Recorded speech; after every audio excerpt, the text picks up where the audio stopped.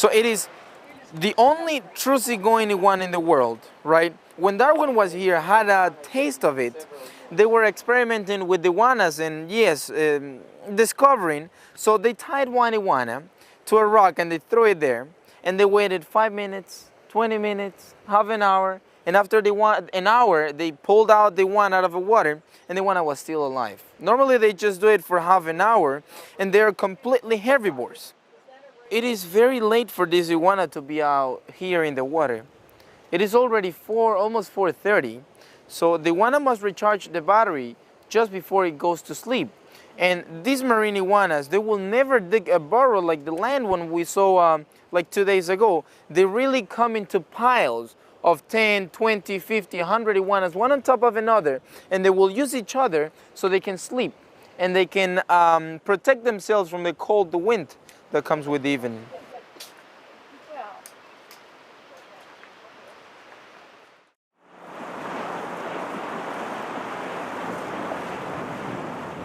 So a feeding frenzy, when that happens, that involves several organisms. We've seen at least 2 types of feeding frenzies. The one in which the tuna fish drives schools of small fish to the surface, and it can involve sharks, it can involve sea lions and birds. But in this case, it's the penguins. They are the ones that are pushing the small fish to the surface. The ones that get most of the benefits are the boobies and the pelicans. So they are part of a dinner today as well. Oh, there's the little bird stealing from the pelican. Yeah. Oh. Of course, the pelicans don't like those guys. My name is Kay, this is my husband John, and we're from Balmain in Sydney, Australia. Well, we saw some remarkable scenes of birds feeding. Apparently what happens is the penguins drive the fish to the surface and then boobies and pelicans mainly dive in and make a tremendous time. So I thought that was amazing, and of course I left my camera behind. So my wife, I hope, has got some good pictures. Oh, I thought it was fantastic. There was so much action. As Juan Carlos, our guide, was talking about what was happening, it was almost like the birds were acting on cue and doing exactly as he said. You know, the penguins were in action, the pelicans were diving. It was just all happening. It was all happening.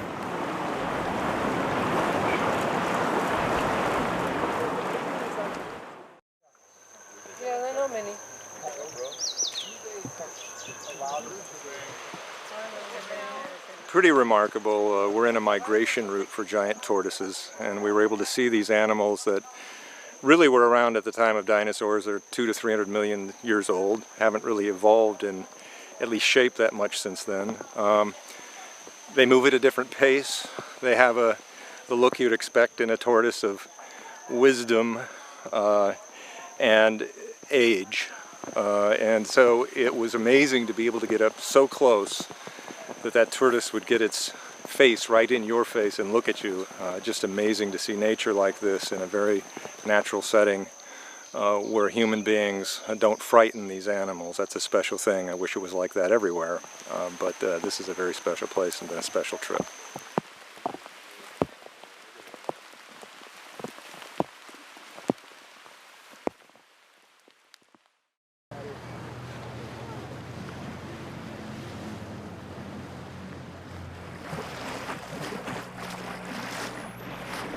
Bottlenose dolphins. We got a whole school of bottlenose dolphins right here at Bartolomé, one of the most scenic places. And then with these dolphins, it's an amazing sight. We've never seen this before. So dense, huge school, about 200 of them, and they're just really playful and really cooperating with us.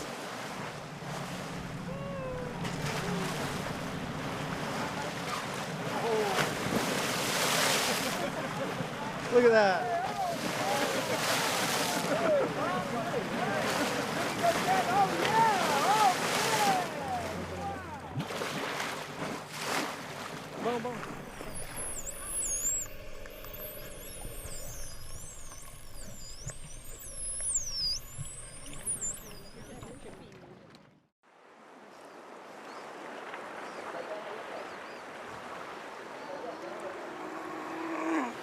So this was definitely not an expectation.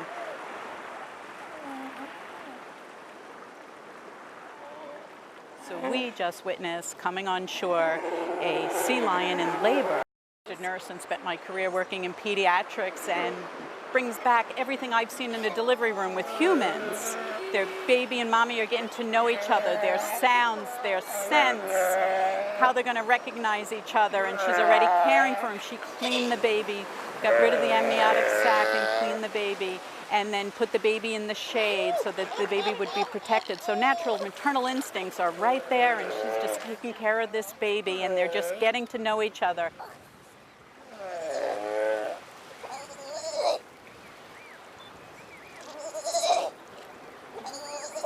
It was just a spectacular event, and to have personally to see this in real life is unbelievable, and what a great, great experience.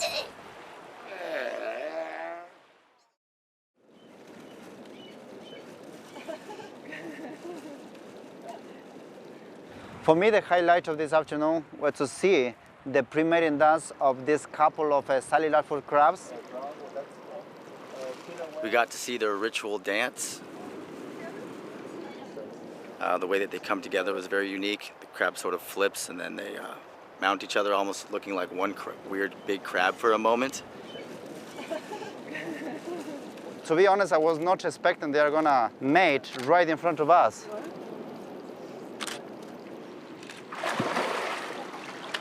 So to see this animal behavior, probably that is the highlight of being in a special place such as the Galapagos archipelago.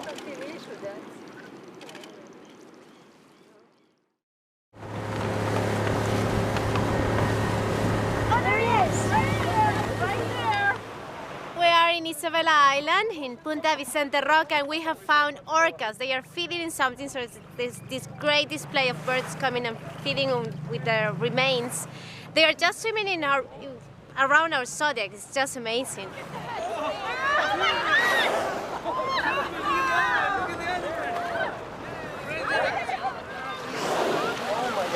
Oh my God!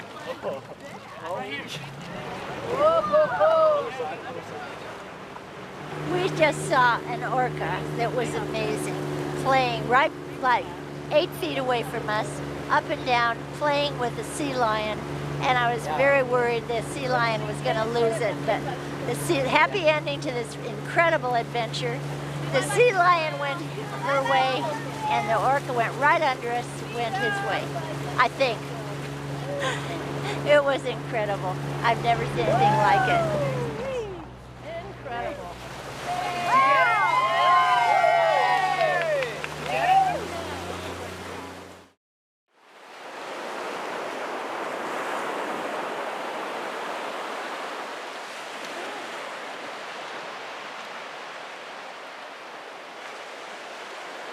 Well, here we are on Floriana. We just did a really short hike here over a little ridge and down into a beautiful beach area where we found sea turtle nests. And what was really unique about it was you see the tracks of the sea turtles, you know, as they go onto shore, as well as they're leaving shore. Their nesting areas were nice and big. We're watching the female green turtle returning to sea after having come ashore to lay eggs. And very slowly she's making her way out to the water and leaving her tracks behind. It's a beautiful beach on Floriana Island. And we were able to see a pair of mating sea turtles, which we found very interesting. They were most accommodating to let us photograph them. You see the beginning to the end, you know, is what is the best way to see. It would be really interesting to be here when they're hatching. I think that would be phenomenal to see. But as you just look at the start, and then as they take off back into the ocean, their short time on land is just phenomenal.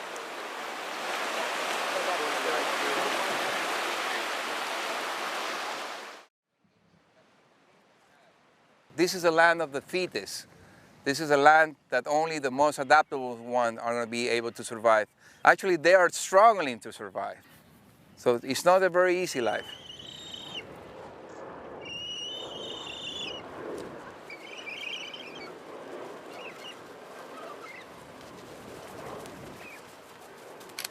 You want to know something? This is the first time I've ever seen a land iguana on a Palo Santo feeding on the sprouts. That high up. I've been working on the island for 15 years, and this is the first time that I've been able to see that behavior. We brought you good luck. Yeah, this is rare. I think he's going to get the easy route down. Just fall, not be hurt. That's how we get down. Well, if you think about it, there's no other way to go down than sliding. He can't go backward. It's going, yeah. He's going to be greedy. Very, very skilled, huh? Oh, get it in. Oh, yes, yes.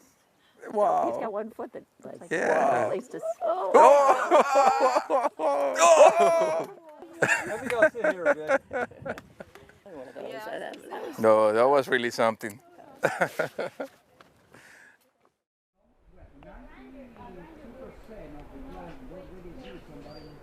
We are here today at Santa Cruz Island in the Galapagos, and we went to the Charles Darwin Research Center to view a variety of different tortoises, baby tortoises, ones that are about 5 years old, and then some that are ready to actually be turned over into the natural environment here in Santa Cruz. My name is Lane Zimmers, and I am from Springfield, Illinois. I'm a 6th grade world history teacher, and I'm here as part of the Grosvenor Teacher Fellowship.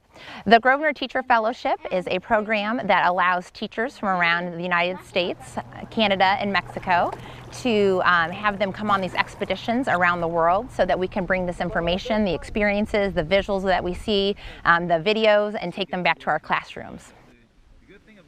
Right now, we are in the highlands of Santa Cruz. After I learned all about the reproduction and conservation efforts that is happening at the Darwin Center, now I actually get to see the product of their efforts right behind me. This tortoise here is gigantic. It's hundreds of pounds, and then these guys can live over 100 years. So to be able to see real-life conservation working, there's no other feeling. The reason I'm so excited about that is because it's local conservation being done to help the species. By being here in the Galapagos, learning all the ways they do it, I hope to bring some of these methods back to my own community in Kansas.